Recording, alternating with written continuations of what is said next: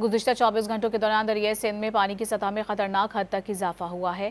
गुज़िश्ता 24 घंटों के दौरान पानी में 4000 क्यूसेक का इजाफा हुआ है। सैलाबी रेलों से घोटकी में कच्चे के मजीद इलाके ज़ेरे आब आने का खतरा है। इंतजामिया की जानिब से आवाम को पक्के की तरफ मुंतकिल होने की हिदायत की गई है। गुज़िश्ता 24 घंटों के दौरान दरियाई सिंध में पानी की सतह में खतरनाक हद तक इजाफा हुआ है। गुज़िश्ता 24 घंटों के दौरान पानी में 4000 क्यूसेक का इजाफा हुआ है। सैलाबी रेलों से घोटकी में कच्चे के मजीद इलाके ज़ेरे आब आने का खतरा है। इंतजामिया की जानिब से आवाम को पक्के की तरफ मुंतकिल होने की हिदायत की गई है। गुज़िश्ता 24 घंटों के दौरान दरियाई सिंध में पानी की सतह में खतरनाक हद तक इजाफा हुआ है। गुज़िश्ता 24 घंटों के दौरान पानी में 4000 क्यूसेक का इजाफा हुआ है। सैलाबी रेलों से घोटकी में कच्चे के मजीद इलाके ज़ेरे आब आने का खतरा है।